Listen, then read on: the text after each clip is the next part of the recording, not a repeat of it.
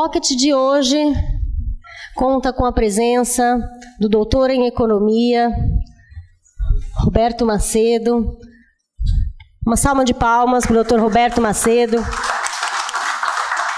Por favor, doutor. Pode se sentar para aguardar, por favor. Pode sentar. Enquanto eu apresento o Pocket de hoje funcionará da seguinte forma, e daqui para frente todos funcionarão da seguinte forma. O nosso conferencista do dia terá 30 minutos para dissertar. Só 30. Ah, meu Deus. 30 minutos para dissertar sobre o tema selecionado da manhã. Após os 30 minutos, teremos mais 15 minutos para debater sobre o mesmo tema, com um convidado especial, no caso desta manhã, o presidente da Desenvolve São Paulo, senhor Milton Luiz de Melo Santos. Uma salva de palmas para o senhor Milton Luiz de Melo Santos, que eu convidarei para sentar aqui na frente em breve. Após este debate, teremos mais 15 minutos abertos para perguntas do público, que poderão ser feitas tanto ao doutor Roberto Macedo, quanto ao senhor Milton Luiz de Melo Santos. E aí encerraremos o nosso Pocket entregando um diploma de honra ao mérito pela presença aqui no nosso Pocket ao conferencista desta manhã. Bom, então, sem mais delongas, eu gostaria de chamar para a palavra de abertura, exibindo mais uma das suas bengalas da belíssima coleção que está usando nesta manhã, publisher e presidente da revista América Economia Brasil, Agostinho Turbian. Filha é terrível.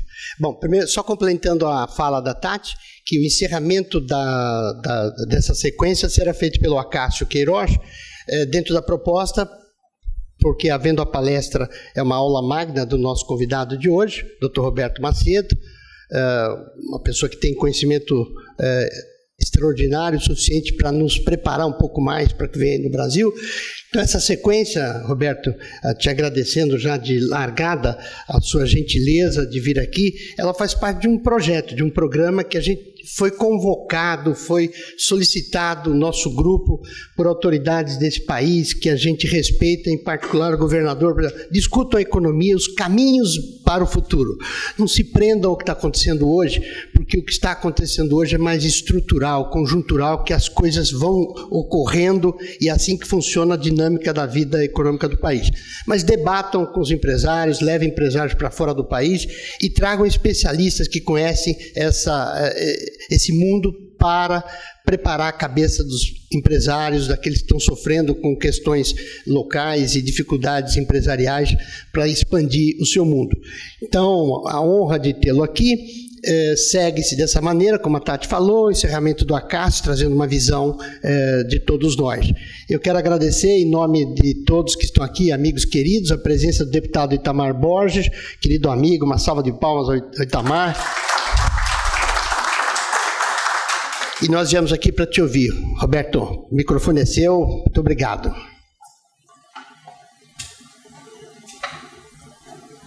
Bem, bom dia a todos. É um prazer estar aqui. Estou vendo a sala cheia, isso me honra muito. É uma responsabilidade. Agora, não falar nem no meu currículo, também não vou fazer nominata, certo? Porque eu não sou chegado a nominatas. Uma vez no governo, uma solenidade lá do Conselho da República, acho que foi a única vez que se reuniu, eu dei uma palestra. E aí eu perguntei ao ministro Jarbas Passarinho como é que tinha sido. Ele falou, a palestra foi bom, você esqueceu da nominata. Eu falei, o que é isso? É aquela gravação da cara, você tem que fazer. E aí eu falei, ó, se você fazer chamada. Eu já escrevi um artigo no Estadão dizendo abaixo a nominata, que eu acho que devia ser eliminada. Mas vamos lá, sobre o meu currículo aí, eu só, às vezes menciono o currículo é assim. Você tem que ser meio dinâmico, não é ver o que chama mais interesse. Uma vez, um tempo aí atrás, eu pus no meu currículo, eu era filho de metalúrgico, sabe? Porque estava pegando bem aí na praça. Sabe? Agora eu tirei, por razões que você... Mas eu queria acrescentar aí ao meu currículo que eu tenho um sítio à venda, se alguém tiver interesse. Onde você está com esse sítio à venda? Vai. Não, mas eu já vendi um apartamento em 15 dias também. Bem, o caso é o seguinte, eu trouxe aqui uma enorme palestra, estilo Dilma, sabe, daquelas longas, mas o tempo aqui é curto, eu vou passar rapidamente. Mas depois vocês podem voltar aí a qualquer coisa sobre o assunto, né? Então vamos lá, eu teria 4 partes, né? Começando pelo final do tema da palestra, que é a crise, né? E aqui tem o estado atual da economia conforme diversos indicadores. E aqui que é uma questão que eu queria chamar, que realmente eu acho que é original, é chamar a atenção, uma visão histórico-geográfica e econômica do mercado brasileiro, que é geografia, história. E eu me lembro até de um personagem do Chico Anísio, que ele era garçom de um restaurante. E os clientes às vezes apareciam lá, clientes tinham sido colega dele, e falaram, mas você era o melhor aluno da turma. Não tem nenhum demérito nisso, que é uma profissão honrosa, mas você, garçom, falou, porque eu estudei muita coisa, mas não serviu para nada. Eu sabia qual era a capital da Islândia, Reykjavik, né? Mas não serve para nada. Então eu aprendi muita coisa, não servia para nada. Mas eu recuperei algumas coisas que eu aprendi lá no curso secundário, primário, para montar essa coisa também, o que eu aprendi na Eletro, certo? Que eu fiz e no Sindigás, porque eu fiquei quase 8 anos aí no setor privado, lidando com quantidade de classe, e participando de muitas reivindicações que eles tinham, problemas para resolver. E então eu aprendi com eles, vi que eles também fazem muita reunião, que não leva a nada, certo? Não é só o governo que faz isso. E aí eu aprendi muita coisa com eles por causa dos problemas que a gente vivenciava, né? Inclusive a lição básica é essa, eles não falam em PIB, né, como os economistas, eles falam em mercado. Mas para mim o PIB dá o tamanho do mercado, entendeu? Mas os economistas não pensam em termos de mercado, eu sou um dos poucos que penso, porque é por causa dessa vivência, né? Mas esses acadêmicos aí não têm essa experiência que eu tive. Alguns aspectos da diversificação desse mercado, setores, ramos e regiões. Porque o Brasil é muito grande, é enorme, tem setores aí que não estão em crise, né? E vão muito bem. E aí, seja onde você estiver, por exemplo, o setor de varejo, aí, de eletrodoméstico está mal, mas parece que a Magazine Luiza está muito bem, sabe? Parece que é competitivo, você tem que ser... O pessoal hoje só fica olhando para frente, para o futuro, o que vai acontecer. Você tem que olhar para os lados, seus competidores, seus fornecedores, seus clientes, né? É isso aí. Então, vamos lá. A crise ainda em andamento, ela é interna e não externa. A economia mundial vai bem, a Europa se recuperou, os Estados Unidos vem crescendo com aquilo que a gente sonharia crescer, certo? Não vai, o Banco Federal de Reserva lá dos Estados Unidos, o Banco Central deles, não pretende aumentar muitos juros. Então a economia mundial deu uma recuperada, não só daquela crise de 2008, 2009, mas da crise mais centrada na Europa, de 2012. Até Portugal vai bem. Esses dias eu participei de uma palestra com, aliás, deviam chamar aqui, se pudesse, o Durão Barroso, que é um cara que foi primeiro-ministro de Portugal, e por 10 anos foi o executivo-chefe lá do Conselho da União Europeia. Até Portugal deu uma melhorada, né? Porque eu sou de jornal, quando você não vê o cara no noticiário é porque a coisa não está ruim, entendeu? Porque o jornal só dá notícia ruim, né? Eles não dão notícia de quem está trabalhando, só de quem está em greve, quem morreu. É isso. Então, a crise essencialmente fiscal, marcada por má gestão, em particular numa crise cambial. Os menos jovens aqui vão se recordar das crises cambial. Aqui era um tormento, porque faltava dólar, o governo não conseguia vender título da dívida pública sem ser indexado ao dólar, gerava inflação, as desvalorizações, era um tumulto. Isso aqui, graças a Deus, só faltava uma crise cambial em cima disso tudo. E a crise sobrepõe, isso aqui eu vou chamar a atenção, que não está na agenda aí, a crise sobrepõe a uma estagnação de longo prazo, que eu não vi ninguém ainda falando disso. Há 4 décadas que o Brasil não cresce satisfatoriamente. Estagnação não é crescimento zero, no nosso caso aqui crescer numa média de 2%, quando eu acho que seria tentar crescer de 5%. Sabe? Eu acho que isso aqui dá. Não dá para crescer 7, 8 ou 9, quando eu estudava, você crescia que nem a China, mas dá para crescer uma taxa bem maior que essa. Então vamos lá. E aqui tem os dados que mostram que... Tem algumas tabelas em inglês, mas em inglês de lanchonete, certo? Dá para o pessoal entender, é muito fácil, certo? A produção mundial, GDP, PIB. Você nota que as economias avançadas estão... A taxa da economia mundial está em torno de 3 e tanto.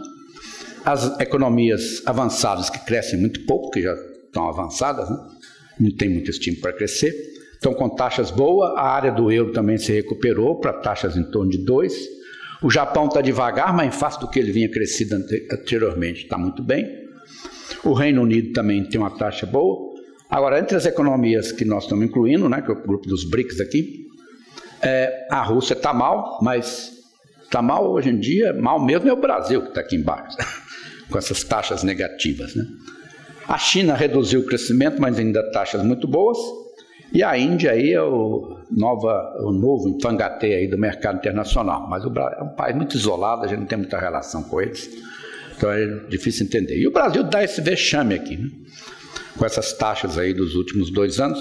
Há esperança de crescer 3 esse ano, que aliás bate com a previsão do Focus, ou de algumas consultorias aí. Ano que vem, está meio no longo prazo ainda, você não sabe o que vai acontecer daqui para frente, mas deve crescer um pouco mais do que isso aí. Aqui, teve uma época que se discutia muito, que o pessoal, a Dilma, punha a culpa na economia mundial. Ela teve aquela queda de 2009, isso aqui é valor, depois você recuperou, você não podia culpar a economia mundial no período que ela estava enfrentando dificuldades. Depois houve uma queda, mas isso aqui é valor, foi queda de preço de commodities, tá? Não foi de quantidades, né? Então você não pode culpar a economia mundial. As commodities aqui de alimentos subiram, caíram, mas estão num nível, na média, você não pode ficar se pautando por esse pico, né? Você tem que pautar pela média, você está com preços bons, né? Aqui os metais também, que afetam muito a demanda no minério de ferro, também estão preços em média lá no alto, não voltaram ao que era no passado, então vai levando. E aqui o câmbio deu uma ajuda boa para quem exporta, né? Porque você estava aqui, essa aqui é a linha de 2014, 2015, deu uma desvalorização, aí você passa para essa, que é o último ponto aqui, igual ao primeiro daqui, esse de 2016 e 2017, não, ele passa aqui, 2015 você teve a desvalorização, né? Depois aqui teve uma valorização do real e você está nesse nível em torno de 3 e pouco há muito tempo, certo? Mas você teve esse ganho, porque você estava aqui, certo? Então isso beneficiou muito, por exemplo, o pessoal do setor agrícola. Aqui vocês notam, por exemplo, cotação de soja em grão, né? Ela deu uma subida, caiu, mas por causa do câmbio deu uma subida boa. Esse aqui é um fenômeno, que o Brasil não era um grande produtor de milho, agora tem uma tal de safrinha, que eu estava no interior de Mato Grosso do Sul esse fim de semana, o pessoal está colhendo milho da safrinha. A safrinha é maior do que a safra original, que é o que se planta depois da soja. Tem gente até com a colheita atrasada, eles quebram as espigas, né, para baixo assim, para não ter efeito de chuva, nem de praga e tudo. Então, tem muito milho ainda para colher. Nós temos reserva, que na época não tinha, eu também estava no governo no início dos anos 90, já até negociar acordo com o Fundo Monetário, era uma coisa humilhante, certo? Aqui a balança em conta corrente, que não é a balança comercial que define as suas necessidades de dinheiro, em conta corrente, porque aí entram os serviços, juros, assistência técnica e tudo, ela tinha um superávit muito alto, 4,5% do PIB, está com agora só 0,76% de déficit, e o investimento direto, né? Investimento direto no país, estão de cerca de 4,25% do PIB, estão entrando 75 bilhões de reais, de dólares, né? É muito dinheiro. Uma parte disso é empréstimo entre companhias, né? Os 30%, mas ainda assim é dinheiro. Então a situação externa nossa é tranquila, não tem crise cambial. Isso aqui é uma elaboração mais sofisticada do Marcos. Como é que chama aqui? Deixa eu ver aqui. Deixa eu ver aqui o outro. Marcos Lisboa. E aqui ele mostrava que o Brasil, embora abaixo aqui, seguia o PIB per capita da América Latina, certo? E dos países em desenvolvimento. Aqui é muito puxado pela China, os países emergentes. O Brasil seguia de perto da América Latina, que tem um pouco maior, principalmente por causa do Chile e da Argentina, que é maior que o Brasil. Mas depois de 2010, você nota, parece um jacaré isso aqui, abrindo a boca, certo? Porque o Brasil fica com o queixo caído aí, enquanto os outros seguem crescendo. Essa aqui também é uma outra simulação do Marcos Lisboa, muito interessante, que nesse período aqui, ó, ele simula o Brasil como uma média de vários outros países, né? Tem aqui que estão relacionados, por exemplo, China, Colômbia e outros. Então, você reproduz, como para quem conhece a estatística, faz uma análise de regressão, você reproduz o comportamento. Mas depois de 2010, aquela simulação iria por aqui, mas o Brasil cai, fica longe dela, tá vendo? Então nós somos aqui Uma aves rara aqui na economia mundial, um dos países que menos crescem no mundo. Aí tem as várias manchetes do The Economist mostrando o Brasil como é visto lá fora, né? Começou com essa que está repetiu aqui, não sei porquê. Agora, já que falamos na Dilma aqui, time to go, ainda bem que se foi, nós temos aqui as artes dela, né, que levaram inclusive ao próprio impeachment. Faz um déficit, o déficit primário é aquele receita, despesa menos juros. Depois o déficit nominal você conta os juros. E aí o que deu? Ela conseguiu fazer um déficit primário negativo, né? Que é isso que está hoje nos jornais dominando o noticiário aí. Vai continuar negativo acho que até 2020, né?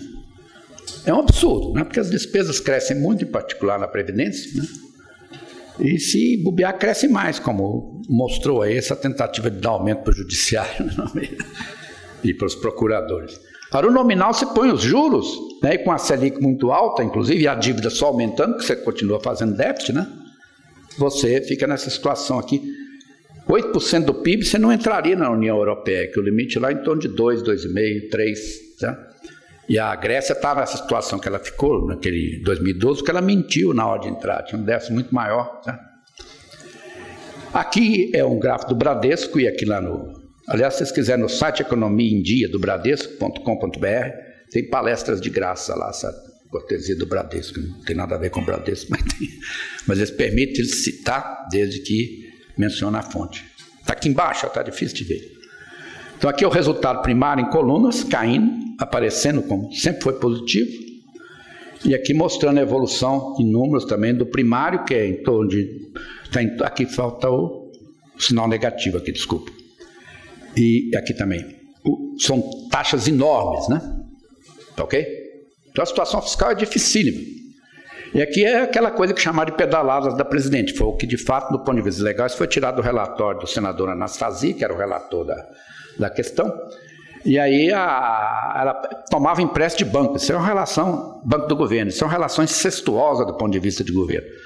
Você não pode permitir que os bancos façam empréstimo para o próprio governo. Foi isso que levou à quebra do Banespa, certo? Que ele começou a emprestar para o governo do Estado. No fim, o governo federal teve que fazer uma intervenção. E para ilustrar as pedaladas, eu coloquei 2 rodas de bicicleta, que parecia um quadro, eu digo, tanto falar de pedalada. Aqui é o déficit fiscal com números, aqui de um relatório escrito, aliás, pelo Hernando Galvez, fiquei contente de saber que ele está vivo e trabalhando, né? Ele trabalha para a Confederação Nacional do Comércio. E aqui vê a dívida bruta só aumentando, e como porcentagem do PIB vai subindo, que é bem acima dos padrões internacionais para países em desenvolvimento. E olha o INSS, ele sobe 50% quase ao ano, entendeu?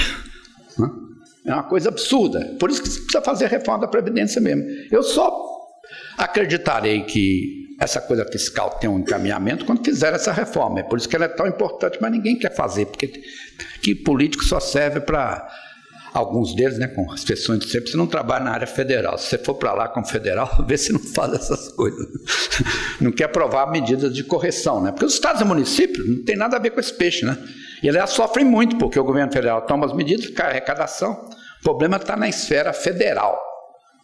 E os estados até, municípios, precisam de mais dinheiro. Se tirasse... Eu morei nos Estados Unidos, lá, a maior parte das coisas é feita pelos municípios e estados. Polícia municipal, juiz para julgar essas causas comuns, negócio de assassinato, acidente de trânsito, tudo, são municipais, certo? E às vezes eles julgam na hora, te leva lá no juiz, xerifes costumam ser eleitos, né? É tudo muito municipalizado. Isso aqui eu achei interessante, que é difundido pelo Mansueto Almeida, que é um dos secretários lá do Meireles. Ele pôs isso no Twitter, porque para ressaltar que o problema da Previdência é esse aqui, ó. A população de 60 anos ou mais está subindo, em cada 10 anos, aquilo que antigamente nos países desenvolvidos tomava 50. E olha aqui, em 2030, que não está longe, você está com 41, em 2040, os idosos serão maioria, entendeu? E quem que vai trabalhar para sustentar os aposentados? Não tem, isso aí ou resolve ou quebra, entendeu? Agora, tudo isso... Minha visão da crise é que aqui são os índices de confiança, né, de indústria, comércio, serviços, construção, Então, o Chap-Chap está aqui, sabe que a coisa não está boa lá. E aqui do consumidor. Aqui uns começam um pouco antes, né? Isso aqui começa em 2008, isso aqui já são 2011, então soma aquele período da crise. Com a entrada do Temer, deu uma subida aí na confiança, né? Ela vacilou um pouco aqui, se vocês vão notar, nessa discussão em torno aí do que ia fazer com o Temer, né? Mas não caiu. Isso é bom sinal, que a economia, de certa forma, absorveu toda essa confusão aí em torno do Temer, mas é uma solução provisória. Agora todo mundo fala que vai depender de quem vai ser eleito em 2019. Né? Aí, você falou, Agostinho, que tem que chamar os economistas para discutir. Para nós, a bomba está na mão dos políticos. Vocês têm que chamar os políticos para ver como é que eles resolvem essa encrenca. Porque economista só sabe... Hoje eu vou ligar para uns economistas da equipe do Meirelles para dar um apoio para eles, porque ontem eles devem ter amargado aí com essa mudança aí ou aceitar que vai ter um déficit primário menor. Isso aqui é importante, hein? Temer é quem está aí? Melhor assim do que essa coisa de despencar de novo, porque isso aqui afeta a demanda dos consumidores, afeta o estímulo das pessoas para investir. Eu fui presidente da Eletros, quando o Jornal Nacional começava a dar notícia ruim, caía a demanda de eletroeletrônicos, né?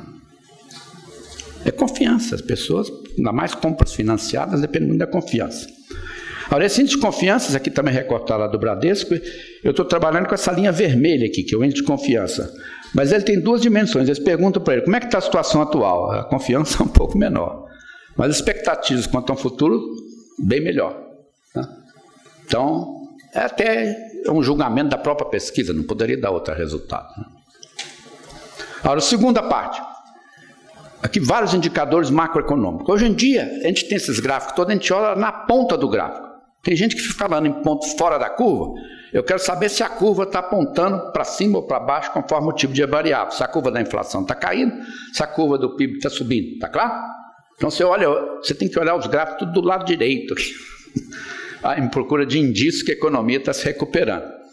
Aqui é a previsão do relatório Focus. Depois dessas duas quedas, tem essa previsão, 0,3, 2. Eu acredito mais em 0,3 neste ano, por causa de várias razões. Você teve a questão da agricultura, que eu vou mostrar, está pujante. Você teve esse dinheiro aí do FGTS. Você tem o fato que as empresas, também eu vou mostrar, elas passaram vários anos liquidando estoques, na razão de 1% do PIB, hein? Quer dizer, quase uma taxa de crescimento ao ano. Né? E eu acho que esses estoques aí acabam se esgotando. E também a economia é assim, você tem uma crise, no fim você fica só trabalhando com necessidade básica. Você sai para as estradas, às vezes os caminhões estão para lá, para cá, você tem que comer, tem que dormir, tem que recorrer a serviços como saúde, educação, e aí você bate num piso, né? Entendeu? Porque de vez em quando ela pode estar caindo aqui, ó. Uma hora que ela chega nesse piso, ela dá uma parada. Isso é a teoria dos ciclos. Aqui é o relatório Focus, né, que é o que reflete a expectativa do mercado, saiu na sexta-feira, é publicado na segunda. Destacar que a inflação está baixa, né, e continuará abaixo do seguinte, bem abaixo da meta. A taxa de câmbio se espera que ela vai continuar mais ou menos no mesmo nível, subindo um pouco no ano que vem. A meta Selic, 7,5% no fim do ano, e a dívida líquida do setor público. A líquida não sobe por causa do seguinte... na líquida você desconta sobretudo as reservas que você tem. As reservas são muito grandes e elas estão sendo valorizadas em taxa de câmbio, né? Então ela faz um abatimento bom aí da dívida. Agora, se espera um crescimento da produção industrial de 1%, que isso aí vai ser muito importante se der, e está aqui, ó, a flechinha da última semana foi de subida. Eu quero destacar aqui o balanço comercial, já falei, mas o investimento direto. 75 bilhões de dólares, quer dizer, tem gente acreditando no Brasil. Depois eu vou contar a história da LG e da Samsung, quando chegaram ao Brasil, eu era presidente da associação, e eu recebi lá como associado, estava interessado na anuidade que eles iam pagar, mas me contaram boas histórias. Esse é um gráfico, made em associação comercial, por um rapaz chamado Emílio Ferreira. Ele é muito interessante, que ele mostra as exportações e importações de 12 meses. Mas olhando aqui sempre do lado direito, né? As importações estão recuperando, é um bom sinal, porque a economia está importando e importa muitos insumos para produzir. E as exportações também se recuperaram, que também é bom sinal, certo? Está claro ou não? Quer dizer que o setor externo aí deve dar uma contribuição favorável, principalmente por esse lado aqui, né? Preço Selic, a inflação está muito baixa atualmente, em 12 meses está 2,71, mas deve subir um pouco aí por causa desse negócio do reajuste de preço do petróleo, entre outras coisas. E a Selic está em 9,25, bem longe dos 26,50 de fevereiro de 2003, quando entrou aí o Lula, certo? Mas no ano seguinte, né? Então, tudo aqui do lado direito tem apontado para melhoras, né? Operações de crédito que chegaram a subir 41% em 12 meses, aqui entre 2007 e 2009, foram caindo, ficaram negativas, mas já tem uma positiva aqui, a pessoa física. A das empresas, da indústria, pelo menos parou de cair. E a total geral, esse aqui também, que está ficando menos negativo. Você olha essas coisas, estão positivas ou menos negativas. Olha aqui, saldo de admissões, mercado de emprego formal, CAGED. Aqui os dados mais recentes são os em vermelho. Todo ano de dezembro tem muita demissão, porque é o pessoal contratado para as vendas natalinas, né? Mas nota aqui tudo negativo. Nós temos agora já 4 meses de sequência positiva. É pouco, mas já é alguma coisa. Somando aqui 60, 90, 100, quase 150 mil empregos líquidos, né? Você desconta admissões e desligamentos. Massa de rendimento passou para positivo. Aqui, massa de rendimento. A massa passou para positivo, é os salários vezes o número de empregados. O rendimento real também passou para positivo, que o rendimento real sobe só com a queda da inflação, sabe? Se você tiver uma inflação, eu aprendi com o Mário Simons, que era o teórico da indexação aí, e prático também. Que você, por exemplo, você tem um salário, né? E tem a data base. Se a inflação é muito grande no período A, seu salário cai mais rapidamente, a média dele vai estar lá embaixo. Aí, se na data base tem um reajuste que te coloca onde estava. Se a inflação for menor no período seguinte, a média do salário real sobe, entendeu? Então tem um efeito aí de inflação. O que mais? Agora essa aqui que não é novidade, a hora que vocês vão ver isso, vocês vão apenas perceber, certo? Mas aí é que eu juntei os conhecimentos que eu aprendi na Eletros, onde o pessoal chama o PIB de mercado, e histórias antigas lá de geografia e história do Brasil. Né? Isso aqui, eu lembro dessa frase, que eu já tinha 18 anos nessa época, né? 19 anos, e eu acho que foi o João Goulart que foi visitar o Kennedy, e o Kennedy recebendo, ele falou, para ver a importância do Brasil, basta olhar no mapa. E na linguagem, outras palavras, né? Isso aqui é uma coisa lá de Minas também. Com um baixinho enfrenta o grande, fala, tamanho não é documento, né? Que posso estar armado aqui. Mas entre países, tamanho é documento. Você vê que a China, país ainda pobre, a Índia, tem uma influência mundial muito grande. E o Brasil também. Basta ver o mapa, né? E aqui o Brasil é mais ou menos metade da América Latina. Mas se olhar a história, pelo tratado aqui desse tratado aqui de 1493, que o mundo aqui do lado do Atlântico era dividido entre Espanha e Portugal, e às vezes pelo Papa, que fazia o papel de presidente do Supremo Tribunal Federal, em escala mundial, ele definiu aqui, ó, do lado de cá é português, do lado de cá, do lado esquerdo, é espanhol, da Espanha. Aí depois fizeram um outro tratado, um ano depois, mais justo um pouco com Portugal, empurrando para essa linha aqui. Mas o que daria isso aqui? 1/3? 1/4 do território brasileiro. Como é que você pegou esse paizão desse tamanho? Né? E depois como é que você manteve ele unido? Porque ele também é importante. A América Espanhola deixou todo mundo partido. O grande herói da América Espanhola é esse... Como é que chama aqui? Bolívar. Que é o Chávez. Eles vivem idolatrados na América Latina. O que eles faziam era separar a América Espanhola. Entendeu? Acho que nós temos heróis aqui, entre outros, Duque de Caxias e outros, que segurava a coisa unida, né? Então, o que aconteceu? E esses dias eu aprendi num seminário lá da USP, né? Então, por que explica a América Portuguesa, eu chamo de América Portuguesa, só para falar da América Espanhola, ter deixado um único enorme país e a América Espanhola ter se partido em 19 países menores que do Brasil? Tá claro? Isso é a raiz do mercado aqui, né? Aqui são os 19, aqui tem 20, porque tem colocar aqui o país lá da África, que também foi colônia da Espanha. Mas aqui os elementos são os seguintes. Você tinha o obstáculo da Cordilheira dos Andes, né? Todo mundo sabe que você passar de desse lado para esse é complicado, inclusive mesmo aqui perto da Amazônia, sabe? Que aí, além da cordilheira, você enfrenta uma selva, e quem já foi a Manaus, entrou naquela selva ali próxima do hotel, né, que tem lá, você sai de lá suando, fora os bichos que tem na selva maior, né? Então, isso puxou. Aí tem o Rio Amazonas, que facilitou a penetração para o oeste. Tem aqui em São Paulo, que eu não conheço mais, o Rio Tietê, que ele corre para dentro, a maioria dos rios corre para o mar, entendeu? Ele corre para dentro, só vai sair no mar lá pelo Rio da Prata, né? E depois você tem o São Francisco, que vai de norte a sul. E a hora que você chega num rio desse como Tocantins, você também vai lá para cima, né?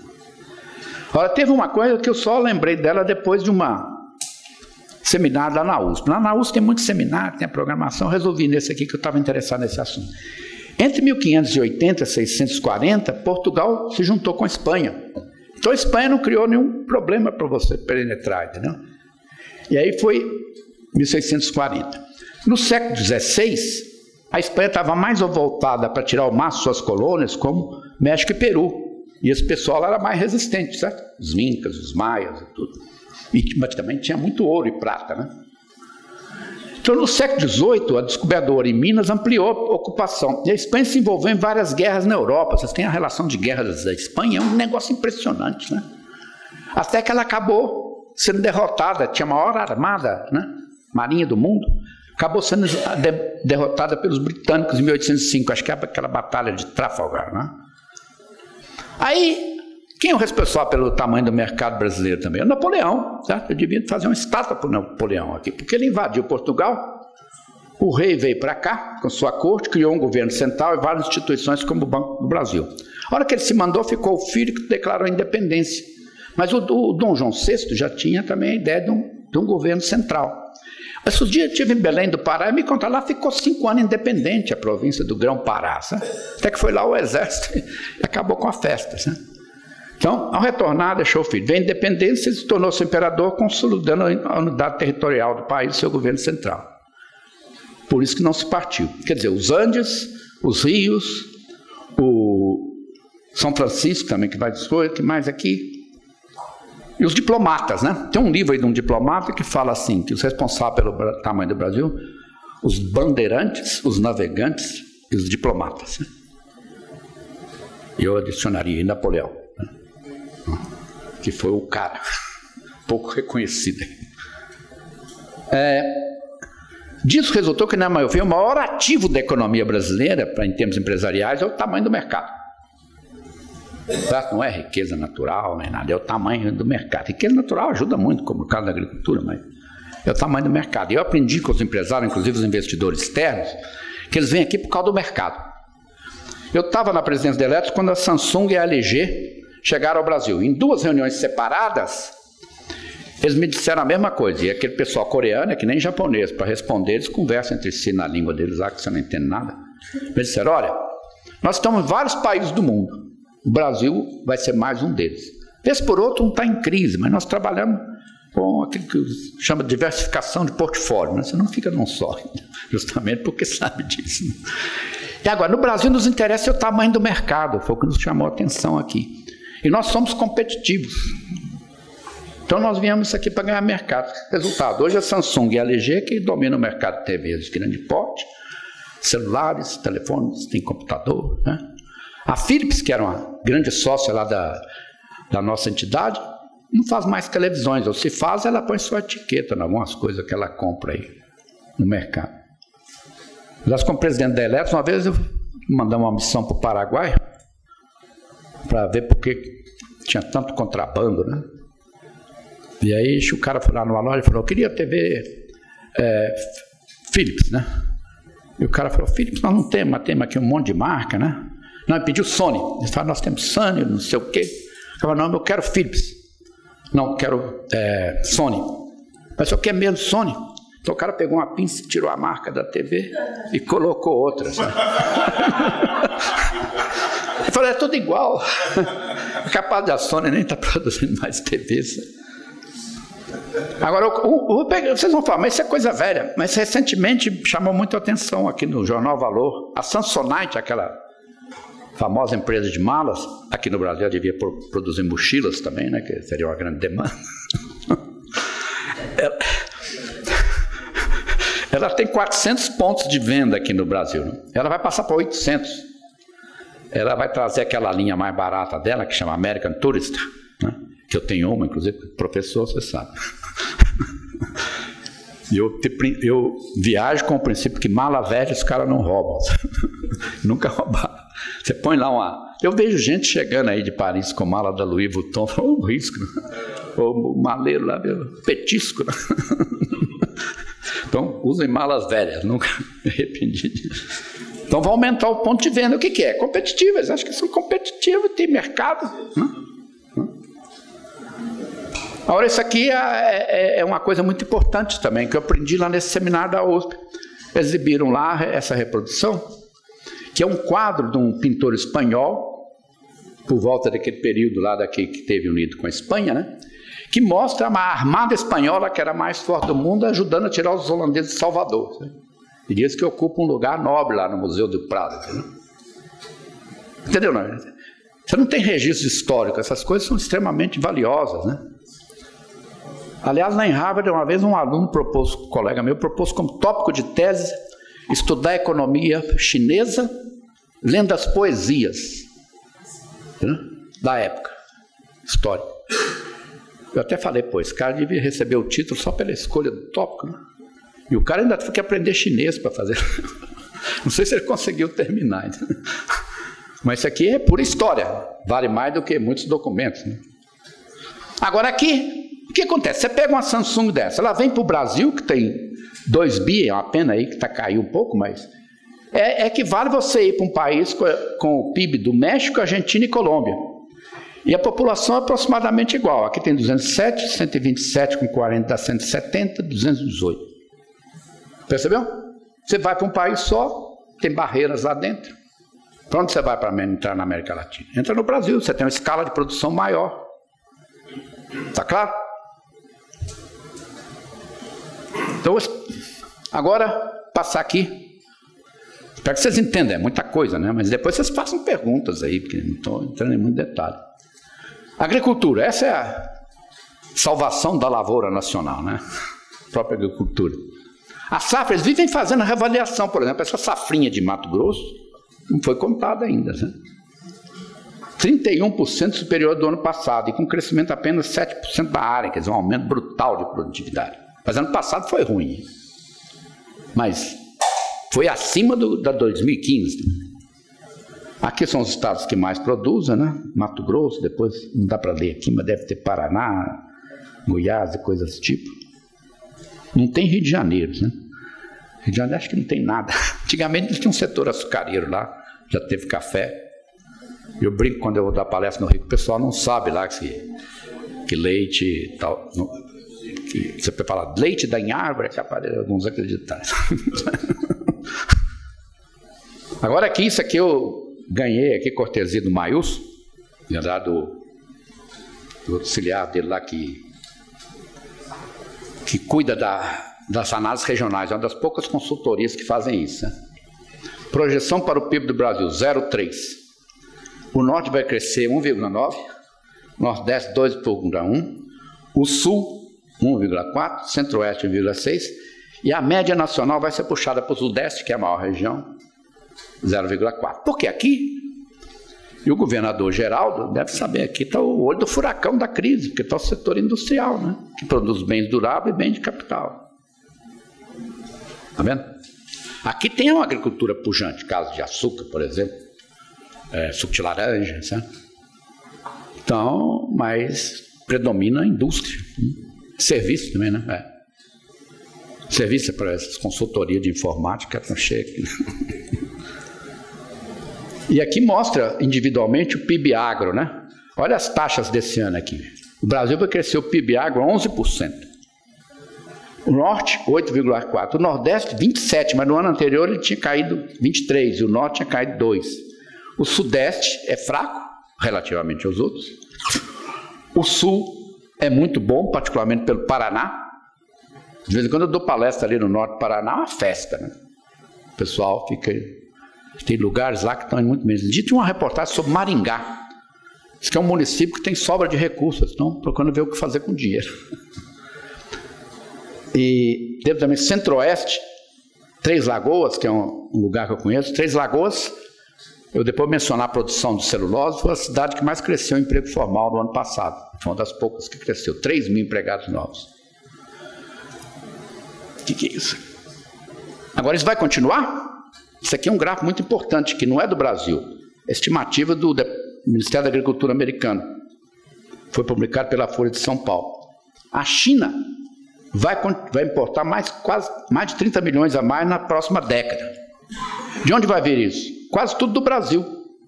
Por quê? Os Estados Unidos vai ficar estável. Os Estados Unidos não tem mais terra para plantar soja. Né? Já tem muita competição do milho, né? Que eles adoram milho, inclusive o uísque de milho. Aqui mostra também que mesmo a China, ó, aqui é um gráfico de 2000 2015, mesmo reduzindo as taxas de crescimento, ela está aumentando a importação de soja. Por que isso? Eu fui em várias palestras com gente falando sobre a China, perguntando por que acontecia isso, e ninguém respondia.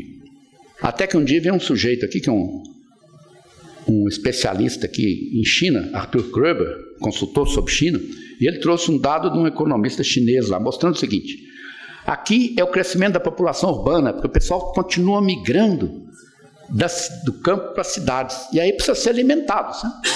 E aqui mostra a estimativa, não vou entrar em detalhe aqui, mas aqui é a estimativa do crescimento para os próximos anos, a maior e a menor. O eixo você tem que ler esse. Dá na média aqui 18, vamos arredondar para 20, né? Milhões de pessoas por ano, hein? E lá segura a coisa que tem passaporte regional, você não pode passar de um lugar para outro sem autorização. Ora, 20 milhões por ano, em 10 anos são 200 milhões. Brasil, entendeu? Por isso que esse pessoal vai precisar de comer, entendeu? Então eu acredito no futuro aí do setor. Comércio deu uma melhorada aí, ó. Esse mês aqui, junho, saiu ontem, isso ainda consegui pegar. Você nem é minha... Eu liguei para a minha estagiária lá e falou: professor, saiu ontem, hoje não vai dar, tem outras coisas para fazer. Aí eu aprendi a descobrir, a pegar isso. Só deu uma melhorada boa aqui na menor taxa de queda, entendeu? Ela cai. Então, sempre lá direito. Tudo está apontando para cima. Aqui são as várias taxas. E mostro aqui, ó, o que tem de importante aqui? Que nos últimos 3 meses foram todas positivas, certo? Se você pegar o acumulado em 12 meses, pegando no ano, que são 6 meses, as taxas dos 6 meses do ano são bem melhores do que a de 12 meses. Quer dizer, o problema teve nos 6 meses anteriores. Tá? Então, a expectativa é que isso aqui vai melhorar ao longo do ano, até ter uma taxa positiva do comércio no fim do ano. E não está longe, não. Quer dizer, para crescer 1%, você não precisa passar para aqui, certo? Você precisa que essa produção daqui, ó, invertendo o gráfico, ela seja menor que os 12 meses anteriores. Maior que os 12 meses anteriores, está claro? Você não precisa voltar a sala em cima. É crescer o PIB relativamente ao ano passado, está claro? Aqui os estados que mais produzem mais, os que estão positivos, todos aqueles do agronegócio estão lá dentro. E aqui, com exceção de Goiás, mas eu não sei porquê, certo? Indústria que estava muito mal, parou de cair, olhando aqui sempre do lado direito, tem uma tendênciazinha de subida, que está onde o pessoal está apostando com um crescimento de 1%. Então o crescimento como é que vai ser medido? Não é daqui para cá, é desse aqui relativamente a esse. Está claro? Não? E aí nos jornais eles não fazem isso, eles ficam só olhando esses buracos aí, né? Porque eles gostam de notícia ruim. Né? Aqui vamos lá, detalhe da indústria. Indústria geral está mal. Extrativa está melhor, inclusive a Vale tem continuado exportações, isso é tudo quantum. A transformação é que é o problema, né? Que transforma coisas em outras. Metalurgia, então, bem de capital, mal. Máquinas e equipamentos, mal. Peraí, mas vamos ver se lá tem alguma esperança aqui. Um pouquinho aqui, tá vendo? Mas aqui é a parte sazonal, vamos ver aqui. Essa aqui já está melhor, porque ela já superou aqui o período anterior.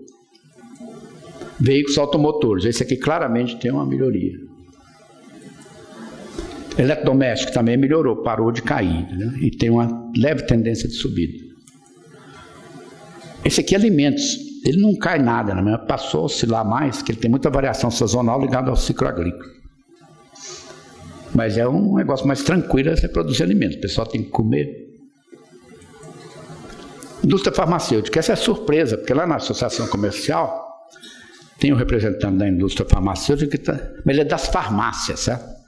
Que ele vende coisa importada também. É possível que esteja havendo um aumento das importações, né? Porque as farmácias são um setor pujante, cresce 5, 10% ao ano. Essa Avenida Angélica aqui é um dos lugares que tem mais farmácia de São Paulo, né? Esse aqui, ó, perfumaria, sabões, perfumes, mas toda a química doméstica. Ele não tem variação sazonal e está lá em cima. E caiu um pouquinho, mas já está começando. Ó, esse pico aqui é maior do que esse. Esse aqui a gente tem que olhar no detalhe. E ao contrário de muitos economistas, eu sou daqueles que acham que perfumaria é uma necessidade básica. É mesmo. E não é só para mulher, não. Tem muito homem que usa aí essa parafernália. Bebidas caiu um pouco, né? Antigamente não caía, né? Caiu um pouco, mas falam muito que é refrigerante por litro. A cerveja está numa competição acirrada, né? Mas algumas cervejarias vieram para o Brasil. Estrangeiro compraram até aquela dos japoneses que não estavam estudando muito bem aí, né? Percebendo? O cara vê o mercado e vê uma oportunidade de entrar forte. E mesmo dentro de um setor varia. Eu fui dar uma palestra para esse setor aqui de exportadores de couro, né? Eu peguei o dado desse aqui, preparação de couros, fabricação de artefato de couro. Eu falei, pô, mas vocês estão mal. Eu fui lá conversar antes. Eu levei esse outro aqui também, ó, curtimento e outras preparações de couro. Está estável, porque a maior boa parte disso é exportada. Quer dizer, o sujeito não ficou dependendo de franca, calçados, e exporta muito, eles participam de feiras, certo? Levam novos couros, faz o couro conforme encomendado pelo cliente. Esse também aqui de produtos diversos de papelão, cartolina e papel, isso aqui tem importância, não caiu muito, é importante porque é onde você coloca as coisas em caixa de papelão, né? Também percebe-se aqui que tem chance de dar uma melhorada. Produtos químicos está mal, porque é matéria-prima. Tem alguém aqui, se tiver alguém em algum dos setores desse aqui que quiser se manifestar. Olha, esse aqui é o melhor de todos. Tem JBS aí no meio, né? Mas olha aqui. Por isso que ele entrou no negócio, é bom. Não, em termos de crise, ó, aqui você está em 2015, deu esse boom aqui. Porque lá fora, por causa desse negócio de meio ambiente, as pessoas, esse negócio de produzir papel virou um negócio meio anátema lá, sabe? E aí você pega a celulose e leva. Transporte. Ah, esse aqui é interessante, pouca gente usa esse dado. Fluxo de veículos nos pedágios. Tem uma associação do concessionário de rodovia que publica esse dado. Caiu, veículos leves, deu uma subida. Ele cai menos que veículo pesado, que despencou, mas está subindo. Bem, nós estamos discutindo aqui aumento de 0,3% do PIB. Tudo isso que me leva a confiar que pode dar, entendeu? Percebeu? Tem muita coisa tornando menos negativo, mais positivo. Agora, eu vou concluir aqui com uma coisa que ninguém está chamando a atenção. No site do IPEA, tem dados de PIB do Brasil, crescimento do PIB do Brasil, desde 1905. De 1900. Eu peguei todos esses dados, calculei as médias decenais e dá assim. Vão subindo. O Brasil chegou a ser mencionado em livros internacionais como o país que mais crescia no mundo. E eu tive muita sorte, porque eu nasci na época certa, entrei no mercado de trabalho por aqui, ó. Você tinha muito mais oportunidades, né? Aliás, eu confesso aqui que eu sou de Minas Gerais, não gosto de contar não, porque o pessoal fica com inveja, sabe? Mas os mineiros, que é uma região cercada de montanhas, é dito que eles têm uma visão muito curta, certo? E meu sonho de jovem não era ser engenheiro, médico, não sei o que, era ser funcionário do Banco do Brasil e casar com uma normalista, né, que era o nome da época. Sabe? Aí eu passei no Banco do Brasil, não me façam outras perguntas, e sorte grande me jogaram em São Paulo. E aqui estava bombando, né, por causa da indústria e tudo. A arrecadação do Estado, quando eu me formei, o Estado triplicaram o número de vagas na Faculdade de Economia. Então, quase todo mundo que era aluno tinha a chance de virar professor. Depois veio bolsa para estudar no exterior, uma festa, né? E podia ter ido para banco, setor privado. Agora, olha o que deu agora. Eu não sei aqui, ó. Olha atentamente no âmbito das suas famílias. Está muito mais difícil para os jovens superar o status social dos pais. Por quê? Porque as oportunidades são poucas. Ontem eu peguei um chofer de táxi, eu sempre pergunto, o que você estudou? Fiz administração na FMU. E aí, por que você está dirigindo táxi? Não acha emprego. Não vejo problema nenhum. Nos Estados Unidos, uma vez eu entrei no carro, tinha um cara lendo uma revista de física. Era um PhD em física. Só que a vantagem, os motoristas de táxi, o pessoal que anda no metrô nos Estados Unidos, lê. Aqui ninguém lê nada, né? Vocês ficam parados no ponto discutindo futebol, você tá. E aí eu falei, mas como é que é? O mercado é muito restrito. E aqui eu sobrevivo, sou autônomo, não dou satisfação a ninguém. Tá claro aqui, ó? O que nós vamos fazer com isso? 1, 2, 3, 4 décadas. Isso aqui ainda não chegou ao fim, mas já está mal também, por causa dessas quedas, né? Isso aqui envolve muito você pensar essas questões como o tamanho do Estado, não só no curto prazo. O pessoal está obcecado com alguma razão, se eu tivesse no Ministério da Fazenda também estava, com a situação de momento, né? Mas a coisa é mais crônica, né? Você está na UTI, né? Na hora que você voltar lá para o quarto, você tem que pensar nisso aqui, né? Você vai sair fraco. Aí são questões tipo tecnologia e, sobretudo, aumentar poupança e investimento. É que ninguém fala de poupança, né? Os países que mais crescem no mundo são os asiáticos, eles poupam muito e investem muito. Concluindo, e veja o que fazem com a poupança aqui do Brasil. Aqui a taxa de poupança está cerca de 19,9% do PIB. Não é baixa. Mas o governo despoupa... Quanto está aqui? Ele despoupa 6% do PIB, pagando juros e tomando dinheiro emprestado do cidadão. Você aplica num fundo, vai parar na mão do governo, vai parar no setor da construção, do chap-chap. Isso é um desastre. Porque você custa poupar e o governo dilapida isso. Pagando juros, aumentando o salário de servidor e toda aquela coisa que se fala em Brasília. Assim. Então, aqui, ó, se você calcular aqui, 19 menos 6... vai dar... Não, está faltando um gráfico aqui. Dá os 3, não está aqui. Tinha um gráfico da taxa de poupança do Brasil, mostrando que a taxa de poupança era 13. Poupança líquida. Porque o governo despoupa. Está claro para o raciocínio? Não? Você põe dinheiro no banco, o governo torra com consumo, o pagamento de juros. Agora, vê quem mais cresce no mundo. A China, isso aqui é dado antigo, mas isso é meio estrutural. 40% do PIB ela investe. O Brasil investe menos, está em torno de 14%, 15%. O segundo que mais cresce é a Índia, 30%. Aqui, Rússia e Brasil, nessa época aqui, 2012, estava fazendo 19%. Você precisava ir para 25% aqui, mais ou menos. E aqui, uma vez saiu na revista do The Economist uma discussão, disseram que a China mentia com a estatística, né? Que ela estava dizendo que investia 44% do PIB.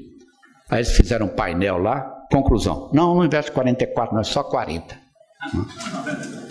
Lá está sobrando, até trem-bala está sobrando lá, apartamentos e tudo mais, por isso que eles reduziram um pouco e resolveram cuidar um pouco do bem-estar do povo, né?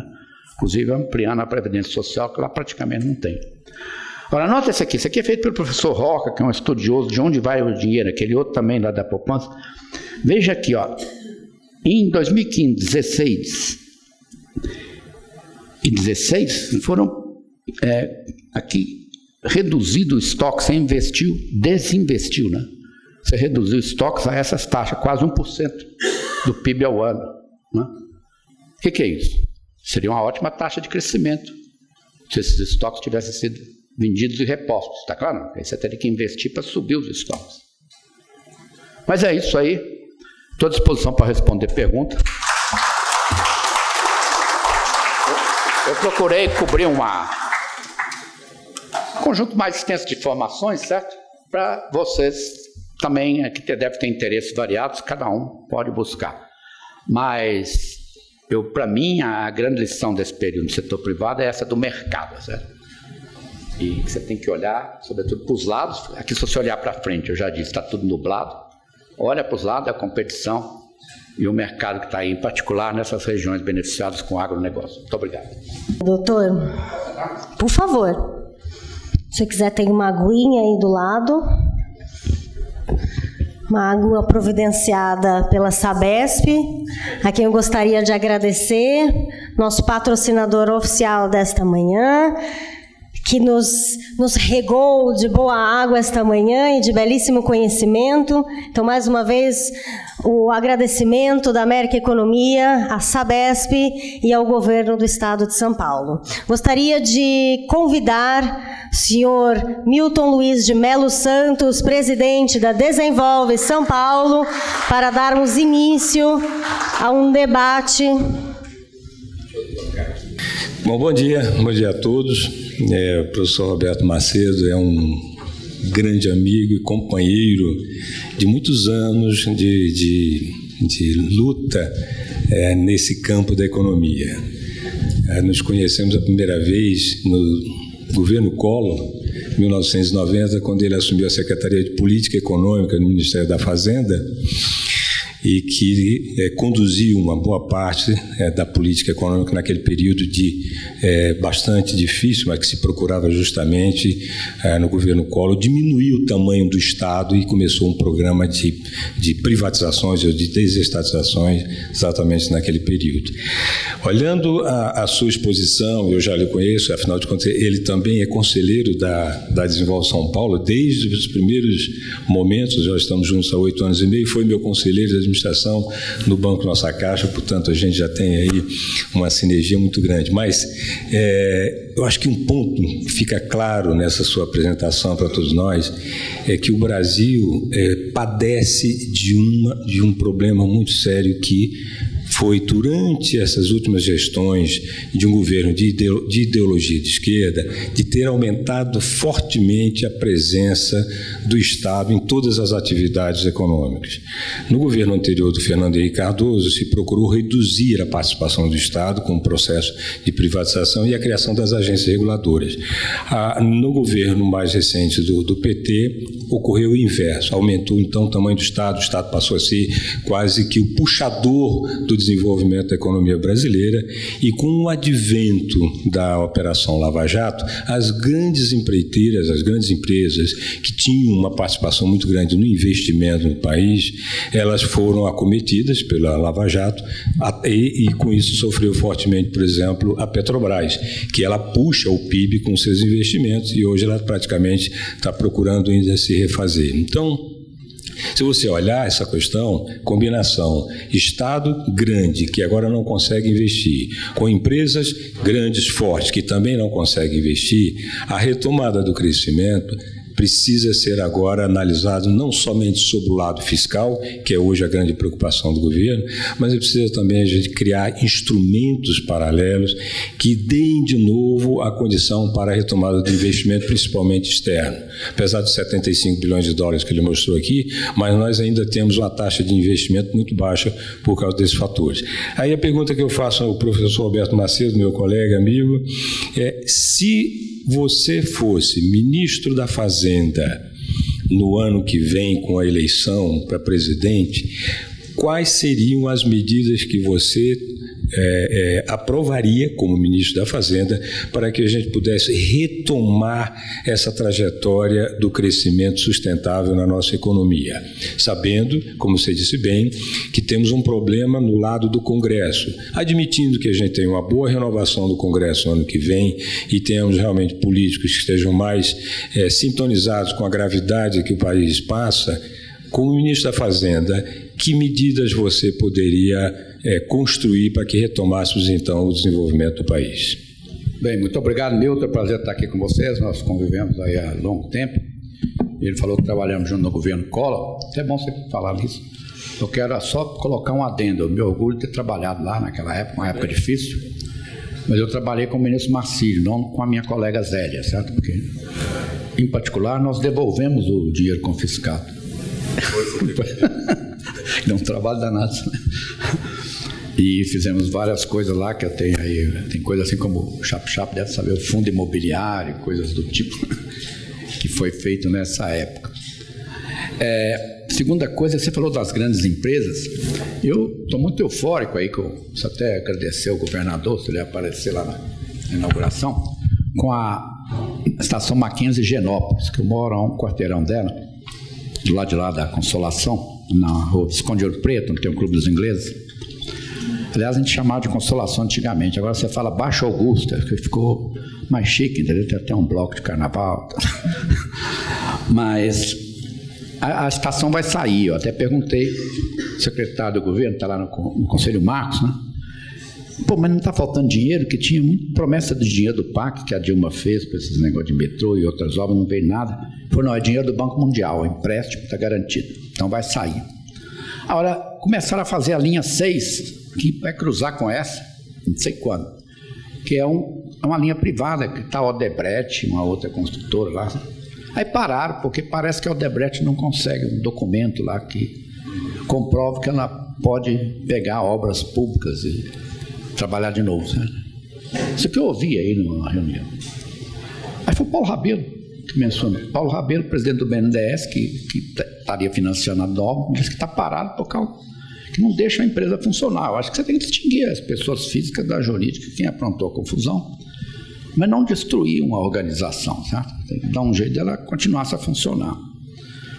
Agora, sobre a sua pergunta, a primeira coisa que eu faria seria, uma das primeiras coisas seria convidá-la para ir juntos, né?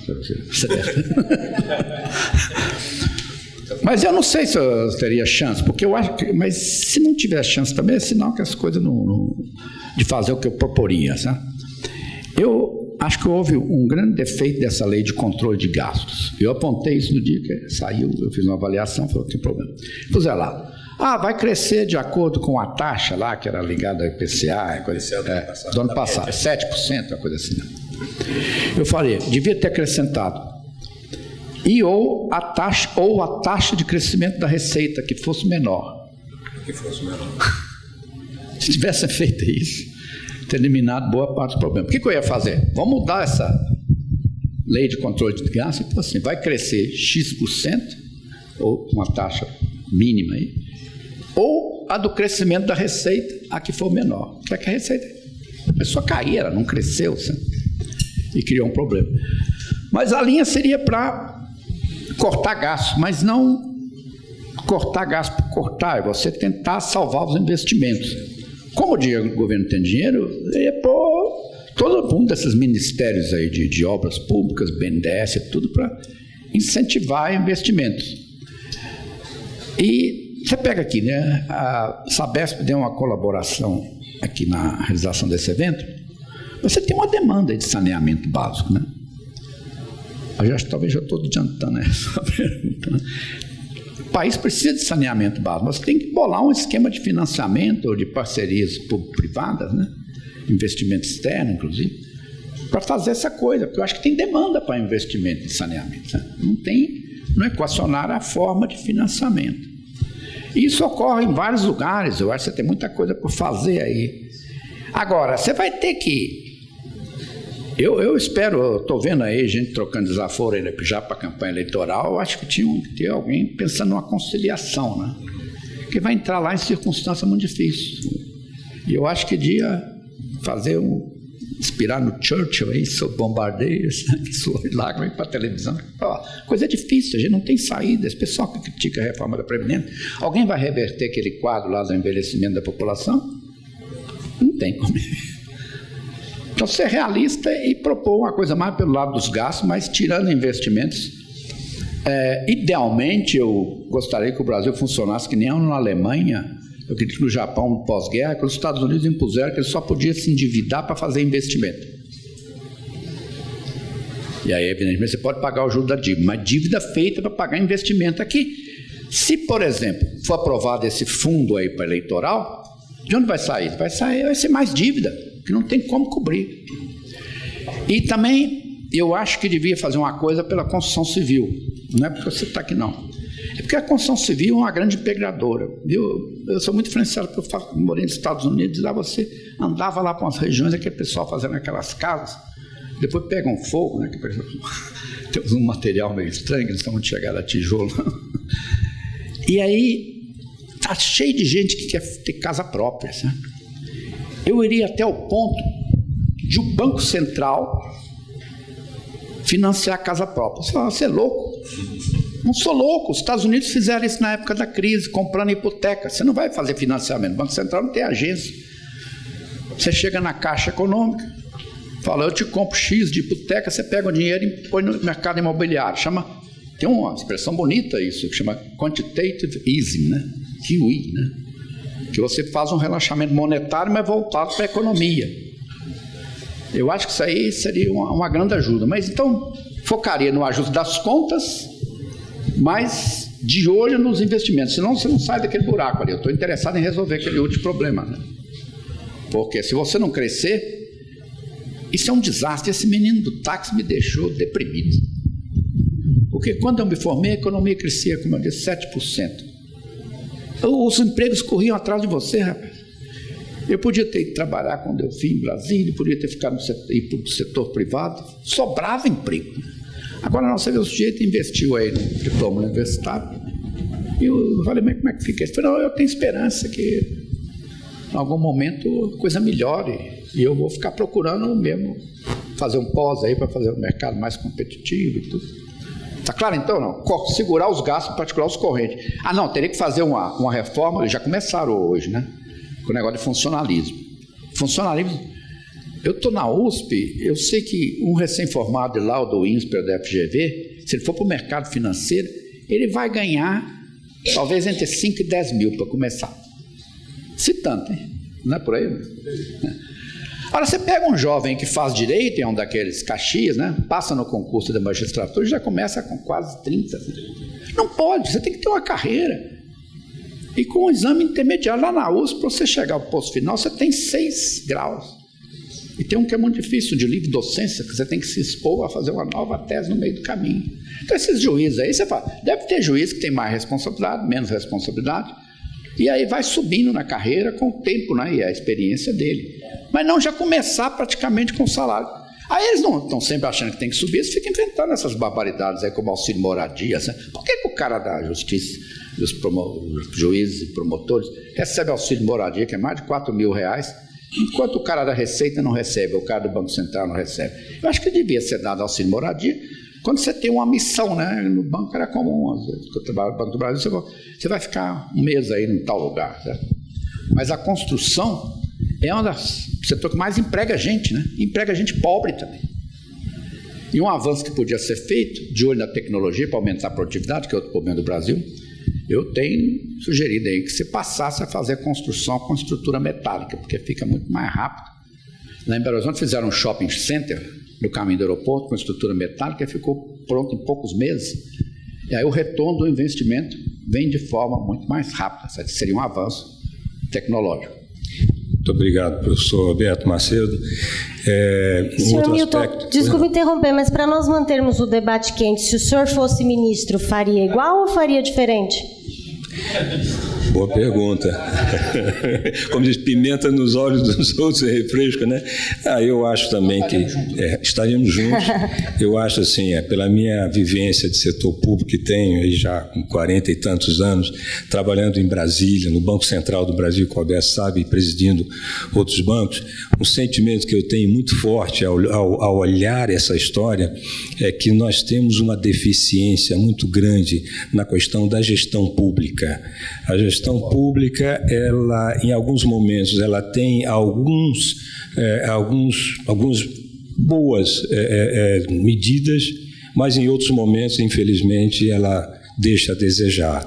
Eu acho que é preciso a gente ter realmente um investimento na formação da burocracia para que essa gestão ela possa ser à altura do que a sociedade espera pelos impostos que ela paga. Agora, não tem dúvida que atacaria a questão do problema fiscal, porque na nossa residência, na nossa empresa, se a gente não tiver um equilíbrio nas nossas contas, nós não conseguimos, obviamente, ir para frente. Mas um aspecto que eu acho que está faltando, e aí eu queria falar para o nosso deputado Itamar Borges, que é um líder nessa área da micro e pequena empresa, é preciso que a gente olhe com mais atenção esse universo de quase 8 milhões de pequenas empresas que temos no Brasil e que são responsáveis por praticamente 50% dos empregos formais na nossa economia. Não vejo, infelizmente, ainda medidas por parte do governo que sejam na direção de destravar a nossa economia para que essas pequenas empresas possam efetivamente fazer os investimentos e gerar mais empregos. O crédito é uma ferramenta importante na qual nós atuamos, mas é preciso olhar muito a questão do aspecto tributário, da legislação trabalhista também, para que essas pequenas empresas tenham uma maior oportunidade. Eu acredito muito que medidas voltadas para esse segmento possam aí aos poucos recuperar a capacidade de investimento no somatório dessas pequenas empresas e não olhar tão somente o aspecto das grandes empresas. As pequenas empresas, elas são fundamentais na recuperação da nossa economia. E aí eu queria saudar, inclusive, o nosso deputado, que tem sido um defensor muito forte dessa causa na Assembleia Legislativa do Estado de São Paulo. Só fazer um adendo, eu concordo com essa coisa aí da gestão, você colocou nesse tema, mas vamos colocar em outros temas mais populares ainda. O departamento de RH do governo é uma zorra, sabe? A maior empresa do país é o governo, sabe? E o departamento de RH dele, ele é o resultado de pressões daqui e dali, entendeu? Não tem nada a ver com... eu andei vendo aí, que eu morei também influenciado dos Estados Unidos, lá, ele de vez em quando pega a estrutura de cargos, salário do governo e faz aquilo que as empresas fazem. Olha como é que o setor privado está pagando para ocupações que demandam qualificações equivalentes, entendeu? Então, precisa de equivalência salarial. Outra coisa que eles fazem é que os salários são ponderados pelo custo de vida. Por que você precisa pagar a mesma coisa num estado aí... Não vou falar do Nordeste, vou falar que eu sou preconceituoso, né? Do Acre, então, porque ninguém sabe o que... E aí, por que você precisa pagar a mesma coisa no Acre do que aqui em São Paulo, entendeu? Não tem condição. Não, ser quase magistrado, qual é a sua opinião? Gostaria de saber. Magistrado, esse é um absurdo. Você olha... Os honorários, os vencimentos de um magistrado em São Paulo, dificilmente ele consegue sobreviver, se não tiver casa e não tiver recursos outros. Agora, no Acre, é bom viver. Um aluguel de R$2.000 no Acre é palácio. Está vendo? Ele é muito ligado, ele é presidente da Academia Internacional de Direito e Economia e conhece bem essa turma. Mas é isso, então. E micro e pequena empresa é uma coisa que teria que lembrar também, porque senão o Afif vai me dar um puxão de orelha. Bom, eu estou vendo já alguns olhinhos alvoroçados para fazerem perguntas. Se os senhores me permitirem, não podem ficar. Vou abrir as perguntas, tudo bem? Eduane, já estou vendo aqui uma mãozinha. Microfone ali, ó. Bom, vou fazer uma pergunta, porque esse debate, quero aproveitar a mesa aí, que está muito bem. Então, só a questão do compliance, Roberto, como fator, enquanto você falava, eu tentava redigir a pergunta, o compliance como fator propulsor dos investimentos em saneamento. A gente percebe que o Brasil atravessa uma fase interessante, positiva, com novas regras éticas dentro desse mercado. Como é que você vê este movimento do compliance? E eu complemento a pergunta já num gancho que o Milton falou, que para mim é importante saber. Por exemplo, a Sabesp, ela, lendo nos jornais essa semana, o presidente da Sabesp visitou o presidente da Assembleia, o Cauê Macri, e propôs a ele, olha, eu quero ajudar o Estado e a máquina pública, a pedido do governador, Geraldo Alckmin, e eu gostaria de atuar em outras áreas, que não só de água e esgoto, mas também na área de resíduo sólido, montando uma holding para captação de recursos, para ajudar pequenas empresas que não têm o porte da Sabesp. Como é que você vê esses dois movimentos, Roberto? Bem, vamos começar pelo último, que é mais fácil. Eu não vejo problema nenhum a Sabesp entrar em resíduos sólidos, que é uma necessidade muito grande. E se bem que o quarto que me vem à mente é da Baía de Guanabara. Costumo um rei que tem uma filha lá, aquilo ali é um horror. E tem muitos sólidos flutuantes, né? Para você saber do que a gente está tratando. Então, você realmente cuidar disso aí, que é um dos problemas básicos. Você vê na periferia aí, todas essas coisas que são depositadas, os lixos nos córregos, essas coisas, é um horror. Sabe? Agora, o compliance Eu não sou especialista nisso, mas lá na Desenvolve SP surgiram regras mais rígidas, que você tem que até assinar lá, que você tem que cumprir certas regras que estão lá, questões éticas e tudo. E um sistema como é que chama? De checagem, né? Se essas regras estão cumpridas. Tem um comitê lá que cuida disso, né? Então, acho que tem que... Você pega, por exemplo, ainda mais nessas empresas aí que mexem com contratos, levando em conta toda esses escândalos que houve com as empresas, construtoras, prestadores de serviço, você tem que ser muito rigoroso, né? Porque senão vem mesmo malandragem, certo? Você pega também esse caso aí dos fiscais do Ministério da Agricultura, que fica lá. Uma vez eu fui visitar uma fábrica em Concórdia, acho que é da Sadia, né? E esses fiscais ficam lá Me surpreendeu ver um funcionário público em linha de montagem, né? Que de vez em quando ele pegava um frango e abria, né? Você não já viu funcionário público em linha de montagem? Então o cara tem um expediente pesado, mas houve muita gente aí que andou vendendo aí facilidades, às vezes nem justificável, que o sujeito está lá na linha de montagem, está fazendo o trabalho dele, né? Mas o sujeito... que às vezes é um superior hierárquico, diz que vai quebrar um galho que às vezes não existe, sabe? Inventa lá alguma coisa ou ameaça com algum outro tipo de processo. Então eu acho fundamental. O compliance é uma coisa que você tem que ter no lar, onde você trabalha. E aqui no Brasil a necessidade dele ficou ainda mais proeminente depois de todos esses escândalos, né? E como eu disse, em particular nesse tipo de empresa que trabalha com outras, né? E tem todas as regras de licitação e tudo, e tem muita coisa aí para arrumar, certo? Uma das regras que me chamou a atenção, não sei se eu estou correto, deve ter gente aqui que entende disso melhor que eu, tem um limite aí que você pode convidar as empresas para vir participar da licitação, né? Acho que em prefeitura tem isso, não tem isso não? Alguém conhece isso? Eu não sei qual é o limite. Tem um limite que basta uma carta convite, você tendo vários participantes. Mas, às vezes, para prefeituras, esse limite, cidade pequena, esse limite é alto, né? E, muitas vezes, eles convidam só os cupinchas da administração, sabe? Quer dizer, ele tinha que ter um sistema. Eu acho que devia ser tudo online, essas coisas, né? Para evitar e aumentar a competição nessas licitações. Por que não faz tudo online, né? O Estado já faz. Mas a prefeitura devia ser obrigatório, porque aí entra, não precisa às vezes, eles controlam quem entra pelas exigências, né, da licitação. Você tem que ter tais e tais requisitos, inclusive experiência, também isso às vezes não se justifica, né? E, por exemplo, você pode fazer uma rodovia, quebra em aquele trajeto, quer dizer, 400 quilômetros, em 8 de 50, né? Aí você pode pegar empresas menores também, que caem na linha do que você está falando. Você não precisa entregar 400 quilômetros para uma única empresa. Para que isso? E aí facilitaria a competição e as regras de compliance. Então, é um nome aí, precisa arranjar uma tradução para isso, certo? Que tem coisa aqui que a gente fica falando em inglês. Você vai falar isso. Até que chegue a difusão do delivery, né? Que todo mundo já sabe o que é. Esse delivery, Vitor, uma vez nos Estados Unidos, minha esposa ficou grávida e ela viu no jornal e aprendeu que parto era delivery, né? E ela viu um anúncio no jornal, falava delivery at home, que era o sonho dela, ter o parto em casa, né? Aí ela ligou lá pro telefone, né?